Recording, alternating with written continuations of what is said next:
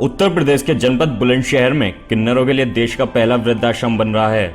साथ ही सभी वृद्ध किन्नरों को रोजगार भी मुहैया कराया जाएगा, जिससे ठीक से जीवन यापन हो सके।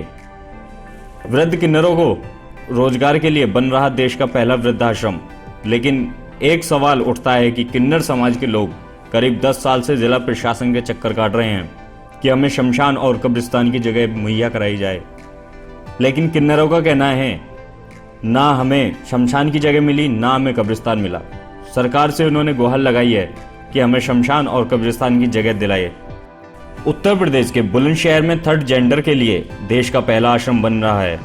यहाँ रहने वाले किन्नरों को रोजगार का भी इंतजाम किया जाएगा। यह बीड़ा उठाने वाली समाज सेवा रंजना ने बताया कि यह सब करने के लिए उन्होंने अपना जेवर तक बेच दिया है। यहाँ रहने वाले किन्नरों को रोजगार का भी इंतजाम किया जाएगा।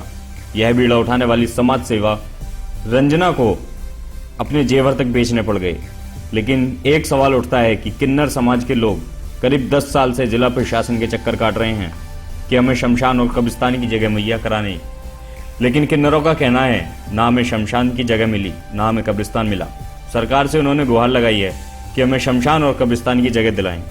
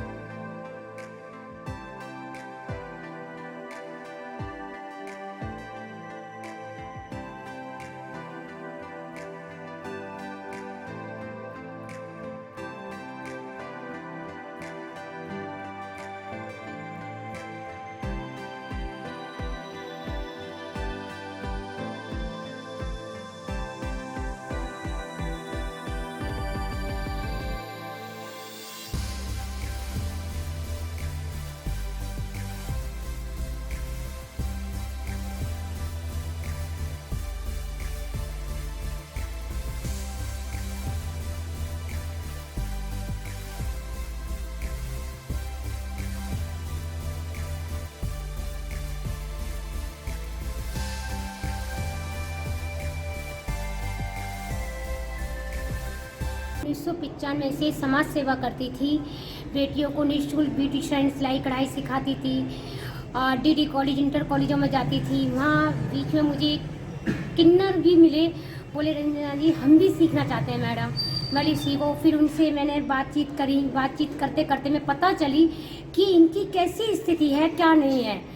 तो मैंने पता लगी कि मैंने रिसर्च करा, 5 साल दिए अब तक मैंने ज़िंदगी के, कि भाई कहाँ से कैसे ज़िंदगी चलती है तुम्हारी, क्या है। मेरठ गाजियाबाद वगैरह मैं सब में घूम आई। मुझे वृद्ध किन्नर भी नहीं मिले वहाँ पर। मैंने कही प्रकृति का नियम है कि हम जवान हैं तो हम बूढ़े भी होंगे। मैं वही बूढ़े किन्नर कहाँ जाते हैं। फिर किसी ने नहीं बताई, औरों ने भी बताई, 2-4 ने। बोले रंजना जी आपका तो बेटा भी होता, पति भी होता है और समाज भी होता है, और समाज भी नहीं तो कम से कम सरकार ने वृद्ध आश्रम तो खोल रखे हैं, तो वहाँ तो बुढ़ापा कट जाएगा आपका। मैंने बिल्कुल। बोले ना तो हमारा पति होता, ना बेटा होता, ना समाज होता। समाज में हमें किराए तक तो मकान देते नहीं है कोई, और फिर बुढ़ापा आ जाए तो हमें तो वृद्धाश्रम भी, किन्नर वृद्धाश्रम भी नहीं है जो हम रह सकें। जब तक तो हमारे हाथ पैर चल रहे हैं, जब तक जवान हैं, जब तक खा रहे हैं, उसके बाद तो हमारी ज़िंदगी नरक से भी ज़्यादा नरक हो जाती है। मैं बोली कैसे? बोले जीते जी तो नरक है ही, मरने के बाद भी नरक है। बोली भाई ये ऐसा क्यों? बोले मरघट भी होते हैं सबके, हर समाज के, और आपने देखा होगा कि कब्रिस्तान भी होते हैं। किन्नर समाज के तो मरघट भी नहीं है। हमें मरने के बाद कहाँ जलाया जाएगा? मुझे भी बहुत ताज्जुब हुआ कि हाँ सच बात है। बुढ़ापे की तो बात ही भी है कि हमारा परिवार में इतने होने के बावजूद भी ऐसी दिशा है कि बच्चों को वृद्धाश्रम में छोड़ जाते हैं बच्चे हमें, और इनका तो कोई नहीं है। वृद्धाश्रम होना चाहिए इनके लिए, किन्नरों के लिए जरूर। तो मैंने उसी दिन कसम खाई कि सबसे पहले रंजना घर अपना जब बनाएगी, कि छत बनाएगी, पहले किन्नर आश्रम वृद्धाश्रम बनाएंगी।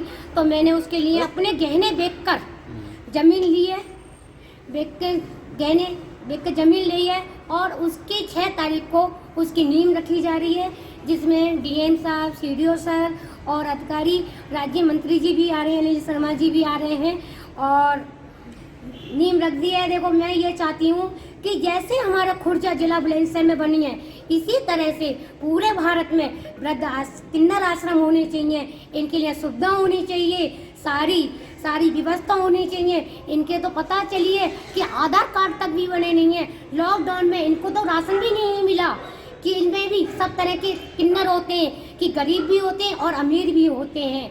कि देखो, जो एरिया वाइज बंधे हुए होते हैं, जो शहर के एरिया होते हैं अपनी स्थिति चला लेते हैं, पालन पोषण करते थे। जो गांव के एरिया हैं उनको तो रोटी भी खाने को नहीं है। क्या हमारी सरकार सोई हुई है? मैं सरकार से हाथ जोड़ती हूँ इनके लिए, किन्नरों के लिए, कि आगे बढ़ें और अपनी छत्र छाया में हमें भी ले, किन्नरों को भी ले। सबसे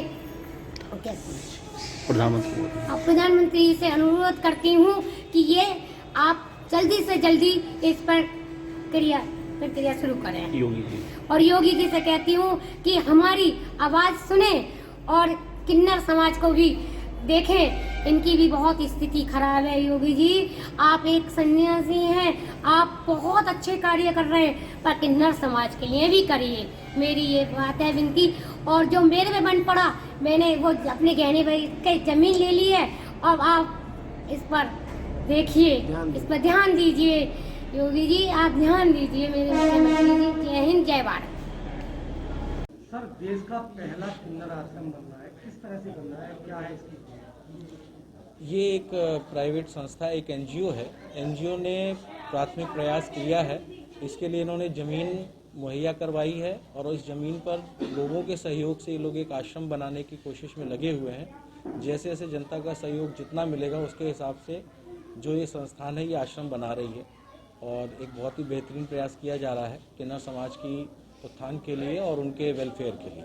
सरकार की जो कैसे इन तक योजना पहुंचेगी? सरकार ने अब बहुत सारी कल्याणकारी योजनाएं किन्नर समाज के लिए शुरू करी हैं। उन्होंने इसके लिए बाकायदा शासनादेश जारी हुआ है और समाज कल्याण इसमें नोडल रहेगा। अब सबसे पहला कार्य ये है कि सभी जो इस प्रकार के लोग हैं, जिनके पास जो उभयलिंगी लोग हैं, इन लोगों के लिए पहचान पत्र जारी किए जाएं। इसके लिए सरकार के द्वारा एक पोर्टल जारी किया गया है और उस पोर्टल पे सभी लोग अपना आवेदन कर सकेंगे। कितनी भूमि बन रहा है सर ये लगभग बताया गया है जो 50 गज की भूमि ली गई है और इसके ऊपर लोगों के सहयोग से बनाया जा रहा है। अब ये लागत एक्चुअली अब इन लोगों के द्वारा पब्लिक का सहयोग है, जनता जैसे जैसे सहयोग करती जाएगी और इनका प्रस्ताव है। इन्होंने हम लोग से भी कोशिश मांगी है, हम लोग सरकार को प्रस्ताव भेजेंगे सीडीओ साहब और डीएम साहब की तरफ से। बाकी जैसे दिशा निर्देश शासन से इसके लिए प्राप्त होंगे उसके हिसाब से इसमें कार्रवाई होगी।